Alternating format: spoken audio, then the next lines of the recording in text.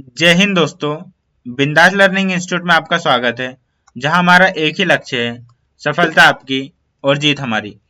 दोस्तों, हम पॉलिटी की पीवाईक्यू प्लस एमसीक्यू सीरीज पढ़ रहे थे, जिसमें हमने लगभग 9 से 10 क्लास ले चुके हैं। ये हमने जो हमारा 1773 का रेगुलेटिंग एक्ट से चालू किया था। उसके बाद में हमने भारत शासन के सारे अधिनियम देखे, पिट्स इंडिया एक्ट वगैरह देखा, चार्टर एक्ट देखे 1813, 33 और 53 वाला। ये हमने 1947 तक के सारे भारत शासन अधिनियम देखे। उसके बाद में संविधान सभा का निर्माण कैसे हुआ, संविधान का गठ संविधान का निर्माण कैसे हुआ, उसके बाद में क्या कौन कौन सी समिति बनी थी, कौन कौन सी अनुसूची है हमारे संविधान में, भाग, प्रस्तावना, फंडामेंटल राइट, डीपीएसपी, तथा हमने लास्ट क्लास में प्रेसिडेंट और वाइस प्रेसिडेंट देख लिए थे। इनमें हम थ्योरी प्लस एमसीक्यू दोनों कवर करते साथ साथ चल रहे हैं, ठीक है। और मुझे जहां लगता है कि जो टॉपिक ज़्यादा इंपॉर्टेंट है उसकी एक पर्टिकुलर बेस में हमने थ्योरी वो कैसे ट्रिक के माध्यम से पढ़ाई है, जो कि आपको प्लेलिस्ट में मिल जाएगी। तो दोस्तों, आज का जो हमारा टॉपिक होने वाला है वो है हमारा टॉपिक प्रधानमंत्री और मंत्रिपरिषद, ठीक है। आज हम प्रधानमंत्री और मंत्रिपरिषद के बारे में देखेंगे कि प्रधानमंत्री की नियुक्ति कौन करता है, उनकी योग्यता क्या है, शक्ति कार्य, इन्हें हम एमसीक्यू के फॉर्मेट में पढ़ेंगे और ऐसे ही हम पूरा टॉपिक कवर करेंगे। तो दोस्तों, अगर आप चैनल पर नए हैं तो आप पहले की पूरी क्लास देख के आइए, क्योंकि हमारा बेस पुरानी क्लास से ही बना रहता है। और हमारे वीडियो को अगर आप नए हैं, चैनल से नए जुड़े हैं, तो आप हमारे वीडियो को लाइक करें, कमेंट करें, शेयर करें, सब्सक्राइब करें, ताकि आपके पास नोटिफिकेशन आ जाए जैसे ही क्लास हो, ठीक है। और दोस्तों, ये जो हम पढ़ रहे हैं ये सभी एग्जाम के लिए महत्वपूर्ण होने वाली है, चाहे आप एमपीपीएससी की तैयारी कर रहे हैं, यूपीएससी की तैयारी कर रहे हैं, रेलवे, बैंकिंग, ईएसबी, जितनी भी एग्जाम है उनमें सभी में पॉलिटी पूछी ही जाती है।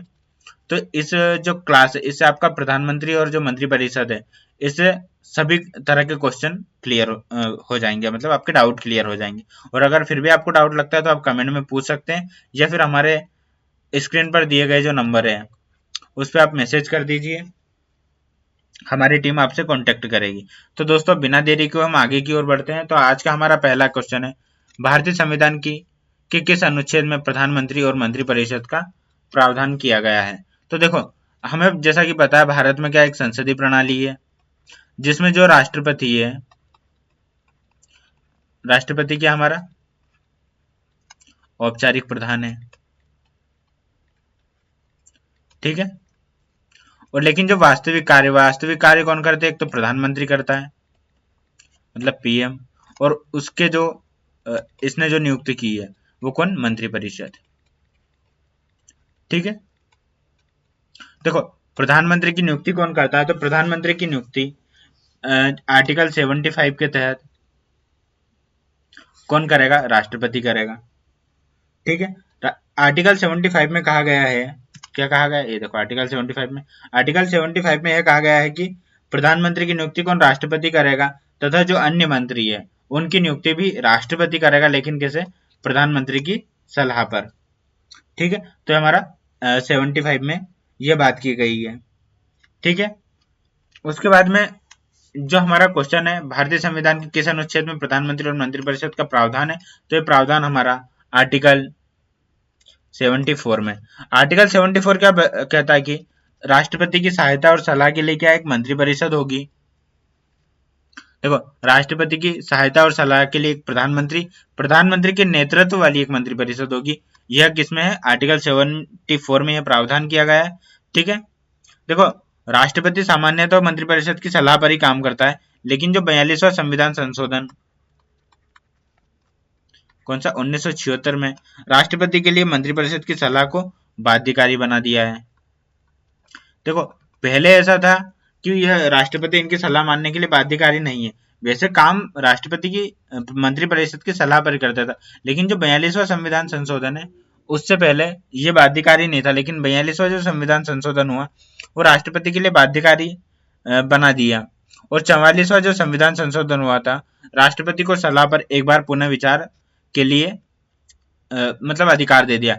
फिर कौन सा 44वां संविधान संशोधन हुआ, उसमें राष्ट्रपति एक बार क्या कर सकता है, फिर से पुनः विचार के लिए भेज सकता है जो सलाह दी गई है।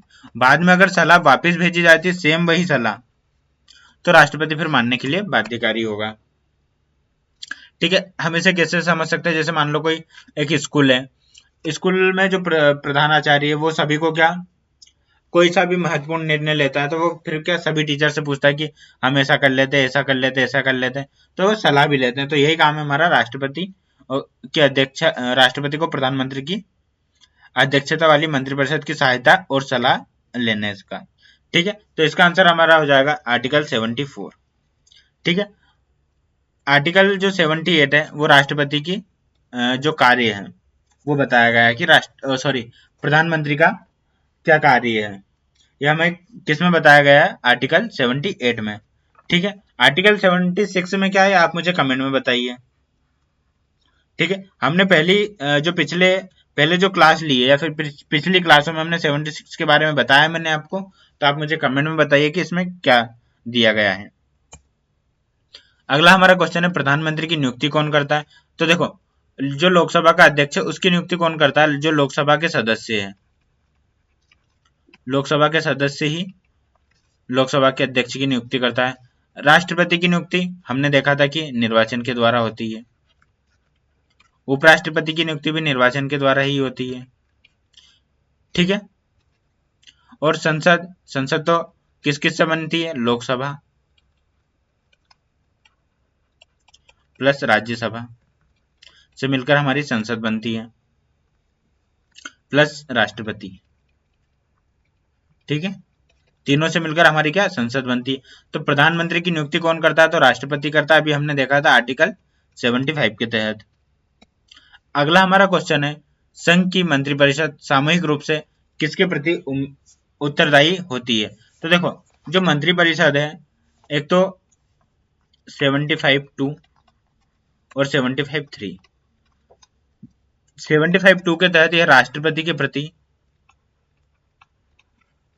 किसी व्यक्तिगत रूप से उत्तरदायी होती है, और जो 75(3) इसके में लोकसभा के प्रति सामूहिक रूप से उत्तरदायी होती है। ठीक है, अब हम कैसे याद करेंगे, देखो दो है तो दो कैसा, हम राष्ट्रपति जैसा लग रहा है, जैसे दो राज जैसा लग रहा है, जैसा कि कल हमने 52 से याद किया था, दो दो मतलब राष्ट्रपति जैसा लगता है। दो में राष्ट्रपति, दो के पहले क्या आता है, एक आता है, तो एक आता है तो क्या, ये एक इधर खींच दो, तो दो एक मतलब राष्ट्रपति मतलब व्यक्तिगत उत्तरदायित्व है। लेकिन लोकसभा है, लोकसभा के प्रति दो के बाद में तीन आता है, मतलब एक से बढ़े दो, दो से बढ़े तीन, तो तीन मतलब ज्यादा लोग हो गए एक से, तो एक से ज्यादा हो गए तो क्या सामूहिक हो गए वो। ठीक है, तो सामूहिक रूप से किसके प्रति उत्तरदायित्व होता है इसका, तो इसका होता है लोकसभा के प्रति। अगला हमारा क्वेश्चन है निम्नलिखित में से कौन सा प्रधानमंत्री का संवैधानिक कर्तव्य है। तो अभी मैंने आपको बताया था कि जो इनके कर्तव्य है किसमें दिए गए हैं, या कार्य, जिसे हम कार्य बोलते हैं, शक्तियां बोलते हैं, फिर कर्तव्य या फिर दायित्व बोलते हैं, वो हमारा आर्टिकल 78 में दिया गया है। उसमें कहा गया है कि राष्ट्रपति जो प्रधानमंत्री है, प्रधानमंत्री को क्या राष्ट्रपति के संबंध में कुछ कार्य दिए गए हैं, मतलब उसके कुछ उत्तरदायित्व है। जैसे 78(1) में कहा गया है, 78(1) में क्या कहा गया है कि जो प्रधानमंत्री केंद्र सरकार के प्रशासन से संबंधित सभी निर्णय तथा प्रस्तावित जो विधेयक है उसकी जानकारी किसको देगा, राष्ट्रपति को देगा। सीधा हम लिखते हैं सभी निर्णयों की जानकारी राष्ट्रपति को देगा। आप समझ लीजिएगा क्या है पूरा। ठीक है, सभी निर्णय जो कि किसने, केंद्र सरकार के प्रशासन, ठीक है, केंद्र सरकार प्रशासन तथा जो प्रस्तावित विधेयक है, प्रस्तावित विधेयक से संबंधित जितने भी निर्णय, उनकी जो जानकारी किसे देगा, राष्ट्रपति को देगा। आर्टिकल 78(2) क्या कहता है, आर्टिकल 78(2) कहता है हमारा कि जो राष्ट्रपति के द्वारा, राष्ट्रपति अगर द्वारा केंद्र सरकार का प्रशासन, यही वाली बात है, केंद्र सरकार का प्रस्ताव प्रशासन या फिर प्रस्तावित जो विधेयक है उसकी जानकारी मांगी जाती है। जानकारी मांगता है कौन? प्रेसिडेंट। तो क्या ये जानकारी कौन? जो प्रधानमंत्री वो राष्ट्रपति को देगा। तथा आर्टिकल जो 78(3) है, आर्टिकल 78(3) क्या कहता है कि यदि किसी मंत्री ने किसी विषय पर कोई निर्णय लिया है, ठीक है, मंत्री ने किसी विषय पर कोई निर्णय लिया है, तो इसकी जानकारी भी कौन? पीएम राष्ट्रपति को देगा। ठीक है, तो हमारा 78(3) के तहत है। तो देखो क्या क्वेश्चन पूछा गया है, निम्नलिखित में से कौन सा प्रधानमंत्री का संवैधानिक कर्तव्य है? तो कौन सा है? राष्ट्रपति को मंत्रिपरिषद के निर्णयों की जानकारी देना, लोकसभा अध्यक्ष का चुनाव करना, तो ये कौन करता है? लोकसभा सदस्य। ठीक है, अगले चैप्टर में जब संसद और लोकसभा से संबंधित क्वेश्चन देखेंगे तो ये हम देख लेंगे। उसके बाद में राज्यपाल की नियुक्ति कौन करता है? स्वयं करता है। तो प्रधानमंत्री नियुक्ति न करते हुए कौन नियुक्ति करता है इनकी? राष्ट्रपति नियुक्ति करता है राज्यों के राज्यपाल। सर्वोच्च न्यायालय के न्यायाधीशों की नियुक्ति स्वयं करना यह भी नहीं है, लेकिन जो राष्ट्रपति को मंत्रिपरिषद के निर्णयों की जानकारी देना यह इसका दायित्व है, जो कि कौन से आर्टिकल में? 78। ठीक है, याद हो गया। अब आते हैं हमारे अगले क्वेश्चन पर। प्रधानमंत्री बनने के लिए व्यक्ति का संसद के किस सदन का सदस्य होना जरूरी है? तो देखो प्रधानमंत्री बनने के लिए संसद का वो जो व्यक्ति है वो संसद के किसी भी सदन का सदस्य हो सकता है, चाहे वो लोकसभा हो या राज्यसभा हो। और अगर दोनों का सदस्य नहीं भी है तो भी वह प्रधानमंत्री बन सकता है, लेकिन 6 महीने के भीतर उसे क्या? इनकी सदस्यता लेनी पड़ेगी। ठीक है, 6 महीने के भीतर सदस्यता लेनी पड़ेगी। ठीक है, अब जैसे देखो ऐसा कब कब हुआ था। देखो पहला तो ये रहता है कि नियुक्ति कौन करता है? राष्ट्रपति। में तुम्हें स्टार्टिंग से समझा देता हूँ। प्रधानमंत्री की नियुक्ति कौन करेगा? राष्ट्रपति करेगा। राष्ट्रपति किस बेस पर करेगा? कि जो बहुमत दल का नेता है, जिसको बहुमत मिला है, उसकी नियुक्ति करेगा। ठीक है, वो लोकसभा का सदस्य भी हो सकता है, राज्यसभा का भी हो सकता है, या फिर संसद का, मतलब किसी भी सदन का सदस्य ना हो फिर भी उसकी नियुक्ति कर सकता है कौन? राष्ट्रपति। ठीक है, देखो क्या हुआ था।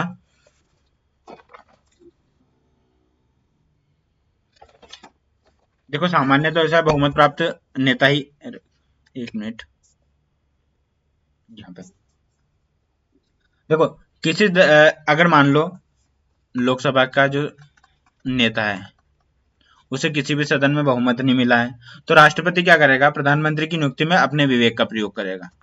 किसका? अपने विवेक, मतलब अपने मन का प्रयोग करेगा। उसमें वो क्या करेगा?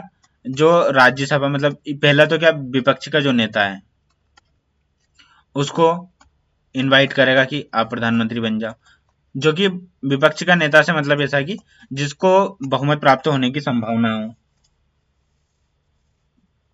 ठीक है, जिसे कई दलों का समर्थन प्राप्त हो, उसे प्रधानमंत्री पर नियुक्त कर सकता है। लेकिन अगर वो भी मना कर देता है तो फिर क्या करेगा? फिर जैसे कोई ऐसा व्यक्ति है जो कि बहुमत प्राप्त दल का नेता हो सकता है, फिर जैसे जिसे अनेक पार्टियों का समर्थन है। ठीक है, अब इसे हम कैसे समझ सकते हैं? मान लो किसी व्यक्ति की कोई गर्लफ्रेंड थी।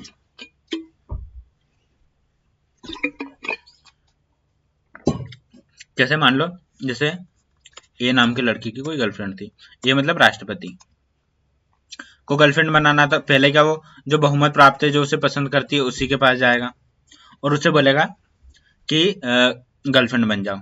फिर अगर वो मना कर देती है या फिर उसको बहुमत नहीं मिलता है, घर वाले मना कर देते हैं, तो फिर वो क्या करता है? विपक्ष में जाता है। विपक्ष में कैसे? जैसे कोई उसे कम पसंद करती है या फिर कोई पसंद भी नहीं हो फिर भी उसे प्रपोज करेगा, लेकिन वो भी मना कर देती है, फिर वो जाएगा अन्य किसी और के पास। तो ऐसा ही होता है हमारा राष्ट्रपति में कि राष्ट्रपति पीएम की नियुक्ति करेगा। पहला वो देखेगा लोकसभा में जो बहुमत प्राप्त दल का नेता है या फिर किसी भी सदन का नेता है तो उसे इनवाइट करेगा। अगर वो नहीं रहता है तो फिर विपक्ष के नेता को, फिर उसके बाद में जिस पार्टी को जिसे समर्थन प्राप्त होता है उसे इनवाइट करेगा। ठीक है, देखो लोकसभा में जैसे क्या होता है कि जैसे हमने देखा था 1979 में चरण सिंह ने, 1991 में पीवी नरसिम्हा राव ने और अटल बिहारी वाजपेयी ने, कब 1998 में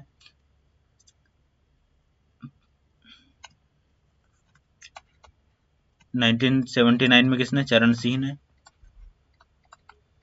उसके बाद में 1989 में वीपी सिंह ने, 1991 में पीवी नरसिम्हा राव ने। क्या कर रहा था, जब इन्हें समर्थन नहीं मिला था, ठीक है, तब इन्होंने क्या 2009 में मनमोहन सिंह को प्रधानमंत्री नियुक्त किया था। ये ऐसी सिचुएशन है जब जब किसी भी बहुमत प्राप्त दल के नेता को समर्थन नहीं मिला, जैसे चरण सिंह को 1979 में क्या करा था, इन्होंने प्रधानमंत्री नियुक्ति करा था। जब किसी भी दल के नेता को समर्थन नहीं मिला था तब इन्हें नियुक्ति किया था। 1991 में पीवी नरसिम्हा को, चरण सिंह को, वीपी सिंह को 1989 में, और जो 2004 और 9 में किसको प्रधानमंत्री पद पर नियुक्त किया था। ठीक है, अब आते हैं हमारे अगले क्वेश्चन पे। दोस्तों, अगर आप एमपी पुलिस की तैयारी कर रहे हैं और अपने टेस्ट को, अपने स्कोर को बूस्ट करना चाहते हैं, तो हमारी स्कोर बूस्टर टेस्ट सीरीज है, जिसमें आपको कुल मिलेंगे 70 टेस्ट, 60 मिलेंगे जिसमें आपको टॉपिक वाइज टेस्ट, 10 मिलेंगे आपको FLT। ये मात्र 49 रुपये में मिलने वाली है। ठीक है, इसके लिए आप हमारे ऐप को डाउनलोड कीजिए, बिंदास लर्निंग को प्ले स्टोर पे अवेलेबल है, और अभी इनरोल कीजिए। ठीक है, अगले क्वेश्चन पे आते हैं। यदि कोई मंत्री संसद के किसी सदन का सदस्य नहीं है तो उसे कितने समय के भीतर संसद का सदस्य बनना होगा। तो ये अभी हमने देखा था कि उसे 6 महीने के अंदर संसद का सदन बनना होगा। यह आर्टिकल किसमें है, 75(5) में दिया गया है। ठीक है, अगले क्वेश्चन पे आते हैं। केंद्रीय मंत्रियों की नियुक्ति राष्ट्रपति किसकी सलाह पर करता है। तो हमने ये भी देखा था कि प्रधानमंत्री की सलाह पर करता है। मंत्रियों को पद एवं गोपनीयता की शपथ कौन दिलाता है। तो प्रधानमंत्री दिलाता है, राष्ट्रपति, लोकसभा अध्यक्ष, या फिर भारत का न्यायाधीश। तो कौन दिलाता है इनको, मंत्री और गोपनीयता की शपथ इनको दिलाता है हमारा राष्ट्रपति दिलाता है, जो कि हमने जब हमने अनुसूची पढ़ी थी तब हमने अच्छे से याद किया था। ठीक है, आर्टिकल 75(4) के तहत क्या शपथ दिलाता है कौन, राष्ट्रपति दिलाता है। अगर राष्ट्रपति नहीं है तो राष्ट्रपति द्वारा कोई नियुक्त व्यक्ति वो इन्हें शपथ दिलाता है। ठीक है, और राज्य के मंत्रियों को कौन, राज्यपाल शपथ दिलाता है। ठीक है, 51वां संविधान संशोधन अधिनियम 2003 के अनुसार केंद्र में मंत्रिपरिषद के सदस्यों की कुल संख्या लोकसभा के कुल सदस्य संख्या के कितने प्रतिशत कर दी गई। तो ये जो संख्या है 10%, 12%, 15% या 20%, तो यह कितने 15% कर दी गई। ठीक है, कितने 15%। वैसे न्यूनतम संख्या 12 है, लेकिन 15% होना जरूरी है। जैसे मान लो हमारी जो लोकसभा में वर्तमान में कितनी 543 सीटें मानी जाती है, तो 543 का कितना 15% सीटें, अर्थात 81.45 होता है। लेकिन अधिकतम कितनी 81 जो सीटें हैं वो लोकसभा में होना चाहिए। ठीक है,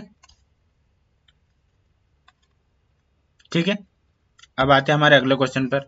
प्रधानमंत्री के पद का उल्लेख भारतीय संविधान के किस अनुच्छेद में दिया गया, तो हम देख चुके थे। तो आर्टिकल 74 में दिया गया, लेकिन नियुक्ति 75 में, ये याद रखिएगा। आर्टिकल 52 में हमारा राष्ट्रपति है, आर्टिकल 63 में हमारा उपराष्ट्रपति है, आर्टिकल 80 में राष्ट्रपति जो राज्यसभा के सदस्यों को प्रेसिडेंट राज्यसभा के सदस्यों को नियुक्त करना। ठीक है, जब कल के लेक्चर में हम इसे देखेंगे।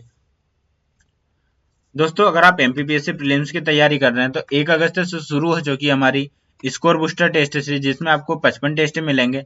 30 टेस्ट आपको मिलेंगे टॉपिक वाइज, 10 यूनिट वाइज तथा 15 FLT। इसमें क्या हमने एमपीपीएससी का पूरा पैटर्न पर आधारित है, संपूर्ण सिलेबस का कवरेज है, और आप देख सकते हैं टॉपिक वाइज टेस्ट वगैरह। इसमें हमने 3 टेस्ट क्या फ्री दिए हैं, आप 3 टेस्ट डेमो के रूप में देख सकते हैं। ठीक है, निम्नलिखित में से कौन मंत्रिपरिषद एवं मंत्रिमंडल के बीच सही अंतर बताता है। तो देखो, दोनों बिल्कुल समान है। मंत्रिमंडल मंत्रिपरिषद का छोटा और महत्वपूर्ण भाग होता है। मंत्रिपरिषद मंत्रिमंडल का छोटा भाग है। मंत्रिमंडल में केवल राज्यसभा सदस्य हो सकते हैं। तो आप मुझे बताइए क्या हो सकता है। ठीक है, तो देखो जो मंत्रिमंडल होता है, मंत्रिमंडल एक संवैधानिक संस्था है। ठीक है, जिसका जो उल्लेख है वो कब 74 और 75 में किया गया है, जबकि मूल संविधान में मंत्रिमंडल का कोई उल्लेख नहीं था। जो मूल संविधान था उसमें मंत्रिमंडल का उल्लेख नहीं था।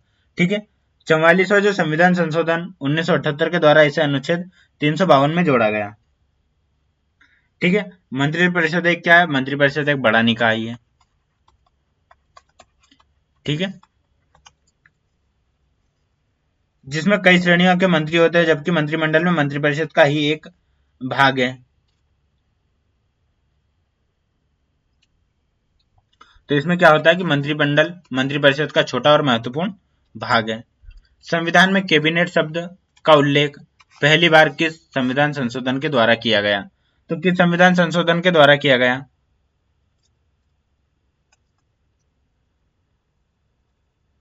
देखो 42वां संविधान संशोधन, 44वां, 52वां या फिर 73वां।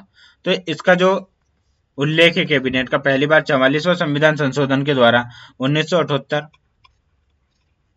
में आर्टिकल 352 में यूनियन कैबिनेट के का उल्लेख किया गया था के रूप में। ठीक है, आपातकाल की घोषणा के संदर्भ में यह महत्वपूर्ण प्रावधान है, क्योंकि राष्ट्रपति राष्ट्रीय आपातकाल की उद्घोषणा तभी तय करते हैं जब केंद्रीय मंत्रिमंडल का लिखित निर्णय होने दिया गया है।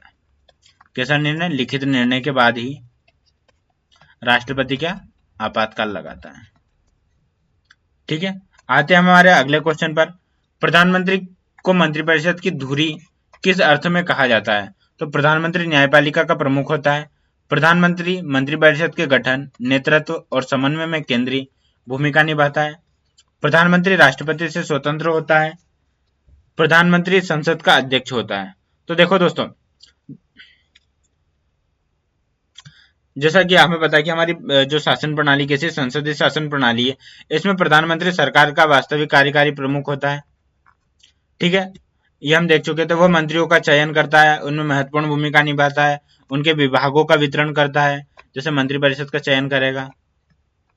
ठीक है, मंत्रिपरिषद चयन करेगा तो फिर उनके बाद में उसका कौन सा विभाग होना चाहिए, उनका क्या क्या काम होना चाहिए। ठीक है, अब जैसे पीएमओ ऑफिस है, मतलब एक ऑफिस खोलता है तो कर्मचारी को रखेगा, फिर उसके बाद में पहले तो वो विभाग बनाएगा, फिर कर्मचारियों का चयन करेगा, फिर उनसे काम करवाएगा, और जो ऑफिस के संबंध में नीतियां हैं वो भी बनाता है। तो ये सब काम किसका? पीएम का है। तो क्या आंसर सही हो जाएगा हमारा? इसका हो जाएगा प्रधानमंत्री मंत्रिपरिषद के गठन, नेतृत्व, समन्वय में केंद्रीय भूमिका निभाता है।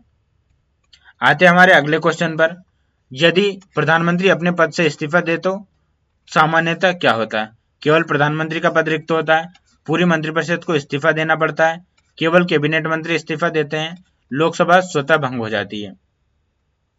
तो दोस्तों देखो, इसमें ऐसा होता है कि अगर प्रधानमंत्री इस्तीफा देता है तो पूरी मंत्रिपरिषद भंग हो जाएगी। क्यों होगी? क्योंकि नियुक्ति तो कौन करता है? प्रधानमंत्री ही करता है ना सभी मंत्रिपरिषद की। अभी लास्ट क्वेश्चन में हमने देखा था। ठीक है, नियुक्ति कौन कर रहा है? प्रधानमंत्री। अगर वही इस्तीफा दे देगा तो पूरी मंत्रिपरिषद को तो इस्तीफा देना ही पड़ेगा ना, क्योंकि सब उसके अंडर काम कर रहे हैं। लेकिन ये जो इस्तीफा देने कब तक अपना पद नहीं छोड़ सकते? जब तक कोई दूसरा, मतलब चुनाव होने के बाद तक। ठीक है, या फिर जब तक नई सरकार नहीं बने, जब तक ये अपने पद पर बने रहते हैं, मतलब कार्यवाहक के रूप में कार्य करते हैं। किसके रूप में? कार्यवाहक के रूप में कार्य करते हैं ये सारे। ठीक है, आते हैं हम हमारे अगले क्वेश्चन पे। दोस्तों अगर आप यूजीसी नेट ज्योग्राफी और यूजीसी नेट पॉलिटी की तैयारी कर रहे हैं तो इसके लिए भी हमारी स्कोर बूस्टर टेस्ट सीरीज है, जिसमें आपको 30 टेस्ट मिलेंगे मात्र 21 रुपए में। ठीक है, इसके लिए आप हमारा ऐप डाउनलोड कीजिए, या फिर इसकी लिंक मैं आपको डिस्क्रिप्शन में दे दूंगा। दोस्तों अगला हमारा क्वेश्चन है, निम्नलिखित में से कौन सा कथन सही है? प्रधानमंत्री राष्ट्रपति के प्रति उत्तरदायी होता है, मंत्रिपरिषद राज्यसभा के प्रति सामूहिक रूप से उत्तरदायी होती है, मंत्रिपरिषद लोकसभा के प्रति सामूहिक रूप से उत्तरदायी होती है, या प्रधानमंत्री सर्वोच्च न्यायालय के प्रति सामूहिक रूप से उत्तरदायी होते हैं। तो देखो हमने क्या देखा था, 75 टू 75(3). 75(2) में राष्ट्रपति के प्रति कैसे व्यक्तिगत रूप से उत्तरदायी है, और इसमें क्या लोकसभा के प्रति सामूहिक रूप से उत्तरदायी है। तो इसका आंसर हमारा हो जाएगा ऑप्शन नंबर सी। मंत्रियों के बीच विभागों का आवंटन कौन करता है, तो राष्ट्रपति अपने विवेक से, प्रधानमंत्री, लोकसभा अध्यक्ष या फिर कैबिनेट सचिव, कौन करेगा। देखो दोस्तों, हमने जैसा पढ़ा था कि राष्ट्रपति क्या करेगा, पीएम की नियुक्ति करेगा, लेकिन पीएम की सलाह राष्ट्रपति की सलाह पर पीएम मंत्रिपरिषद की नियुक्ति करेगा।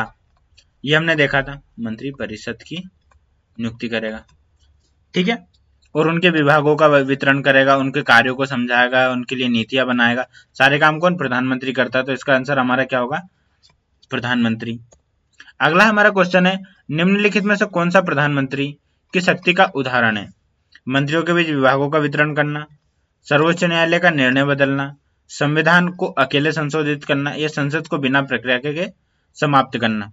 तो अभी हमने देखा कि मंत्रियों के बीच विभागों का वितरण करना किसका काम है, प्रधानमंत्री का काम है। दोस्तों कुछ क्वेश्चन रिपीट हो जाते हैं, उसमें कुछ जैसे अलग अलग फॉर्मेट में रहता है कि किस हिसाब से एग्जामिनर आपसे क्वेश्चन पूछ सकता है। आप देखो ये क्वेश्चन भी सेम ही है और ये क्वेश्चन भी सेम है, लेकिन दोनों में अंतर कितना है। तो ऐसा क्वेश्चन हो जाता है, पूछ लिया जाता है। दोस्तों अगर आप ऐसे ही ए से जेड तक पूरी वोकेबलरी अपनी तैयार करना चाहते हैं, ये चाहे आप इंग्लिश सीखने के लिए या फिर किसी कंपटीशन एग्जाम के लिए तैयार करना चाहते हैं, तो हमारा इंस्टाग्राम चैनल है, किस नाम से, बिंदास लर्निंग इंस्टीट्यूट के नाम से। आप उससे जुड़ सकते हैं। डेली 80 जो वोकेब है आपको प्रोवाइड की जाती है, ठीक है। नेक्स्ट हमारा क्वेश्चन है, भारत में मंत्रिपरिषद का वास्तविक शक्ति किस प्रणाली से संबंधित है। राष्ट्रपति शासन से, संसदीय शासन, प्रत्यक्ष लोकतंत्र या फिर न्यायिक शासन से, किससे संबंधित है।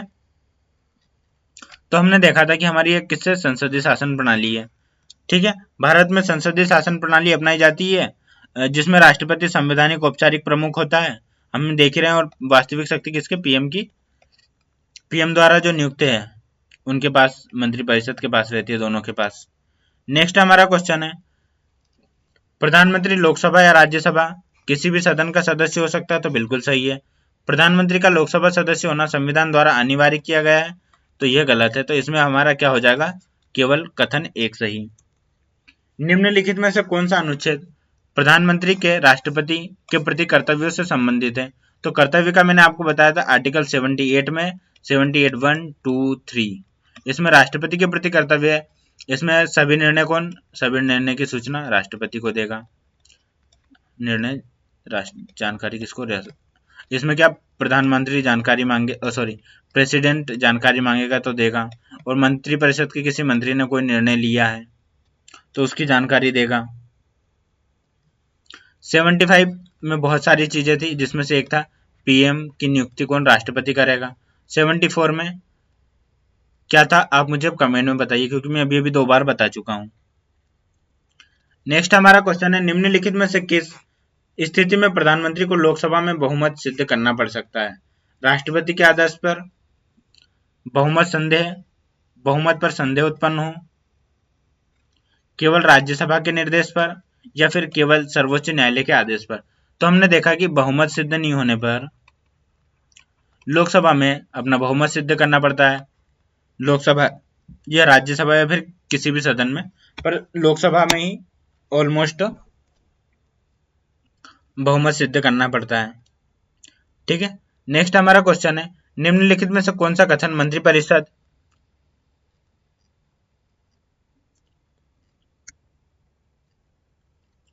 की सामूहिक उत्तरदायित्व की अवधारणा का सबसे अच्छी तरह समझाता है। तो प्रत्येक मंत्री केवल अपने विभाग के लिए जिम्मेदार है, सभी मंत्री के निर्णयों के लिए सामूहिक रूप से जिम्मेदार है, मंत्री केवल राष्ट्रपति के प्रति जिम्मेदार है, या फिर मंत्री न्यायपालिका के प्रति जिम्मेदार है। तो कौन सा सबसे सटीक बैठ रहा है हमारा। तो देखो दोस्तों, जो सभी मंत्री है सरकार के निर्णयों के लिए सामूहिक रूप से उत्तरदायित्व। अगर राष्ट्रपति की बात की जाती तो राष्ट्रपति के प्रति कौन, कैसे व्यक्तिगत रूप से उत्तरदायी है, ठीक है। देखो अगर कोई सा भी मंत्री ऐसा करता है कि सार्वजनिक रूप से कोई निर्णय लिया है लेकिन मंत्री उसे मना कर देता है कि मैं नहीं हूं, तो उस मंत्री को क्या अपना पद छोड़ना पड़ सकता है। ठीक है दोस्तों, आते हैं हमारे अगले क्वेश्चन पर। निम्नलिखित में से कौन सा कथन सही नहीं है? ठीक है, प्रधानमंत्री मंत्रिपरिषद का नेता होता है। केंद्रीय मंत्री राष्ट्रपति द्वारा प्रधानमंत्री की सलाह पर नियुक्त किए जाते हैं। मंत्रिपरिषद लोकसभा के प्रति सामूहिक रूप से उत्तरदायी है। या फिर प्रधानमंत्री को हमेशा लोकसभा का सदस्य होना अनिवार्य है। तो हमने देखा था कि वो लोग जरूरी नहीं कि वो लोकसभा का, वो राज्यसभा का सदस्य हो सकता है या फिर अन्य किसी भी सदन का सदस्य नहीं हो सकता, नहीं होगा तो भी उसे पीएम बना दिया जाएगा। बस उसे क्या बहुमत सिद्ध करना पड़ेगा या फिर उसकी सदस्यता लेनी पड़ेगी। आज का हमारा सेकंड लास्ट क्वेश्चन है, राष्ट्रपति मंत्रिपरिषद की सलाह को एक बार पुनर्विचार के लिए भेज सकता है? पुनर्विचार के बाद दी गई सलाह राष्ट्रपति मानने के लिए बाध्य है, तो बिल्कुल सही है दोनों। राष्ट्रपति मंत्रिपरिषद की सलाह को हमेशा के लिए अस्वीकार कर सकता है, तो ये जो हमारा थर्ड पॉइंट है वो गलत है। तो इसका आंसर क्या हो जाएगा हमारा? ऑप्शन नंबर बी, 1 और 2। ठीक है दोस्तों, आते हैं हम हमारे आज के लास्ट क्वेश्चन पर। निम्नलिखित में से कौन सा कथन भारतीय प्रधानमंत्री की स्थिति का सबसे सटीक रूप से दर्शाता है? तो प्रधानमंत्री राष्ट्रपति की अधीनस्थ अधिकारी है क्या, अधीन करता है क्या? तो बिल्कुल नहीं है। प्रधानमंत्री केवल लोकसभा का नेता होता है, सरकार का नहीं। प्रधानमंत्री राष्ट्रपति और मंत्रिपरिषद के बीच प्रमुख संवैधानिक कड़ी है तथा मंत्रिपरिषद का नेतृत्व करता है। तो ये जो हमारा ऑप्शन नंबर सी है, यह बिल्कुल सही है। ठीक है दोस्तों, देखो, प्रधानमंत्री जैसे संसदीय शासन प्रणाली का एक केंद्र है, वो मंत्रिपरिषद का भी नेता होता है। राष्ट्रपति तथा मंत्रिपरिषद के बीच महत्वपूर्ण संवैधानिक कड़ी के रूप में कार्य करता है। आर्टिकल जो 78 है, हमने अच्छे से पढ़ा कि इसमें राष्ट्रपति के प्रति क्या सामूहिक रूप से इसके महत्वपूर्ण दायित्व सौंपता है और उसकी जानकारी वगैरह रहता है। अनुच्छेद जो 74 है वो मंत्रिपरिषद की व्यवस्था करता है। ठीक है दोस्तों, तो ये थी आज की हमारी क्लास। इस क्लास में हमने प्रधानमंत्री तथा जो है उसकी मंत्रिपरिषद, उससे संबंधित 25 क्वेश्चन देखे। देखो, इसका जो पूरा है हम अलग से एक थ्योरी में पढ़ेंगे, क्योंकि इसमें बहुत सारी चीजें दी गई है जो कि हम एमसीक्यू क्लास से नहीं कर सकते, क्योंकि अब इसमें क्या थ्योरी ज्यादा है। हम जो आर्टिकल है उन्हें ट्रिक से याद कर सकते हैं, लेकिन थ्योरी ज्यादा है, उसको हम ट्रिक से याद नहीं कर सकते। जहां ट्रिक बनती है वहां मैं ट्रिक बना के याद करवा देता हूँ। ठीक है दोस्तों, तो अब हम मिलते हैं हमारी अगली क्लास में, और आप मुझे कमेंट में जरूर बताइएगा कि ये क्लास आपको कैसी लगी। अगर अच्छी लगी हो तो like, comment, share and subscribe करें। ठीक है दोस्तों, मिलते हैं हमारी अगली क्लास में। जब तक के लिए आप पढ़ते रहिए। जय हिंद, जय भारत, जय मध्य प्रदेश।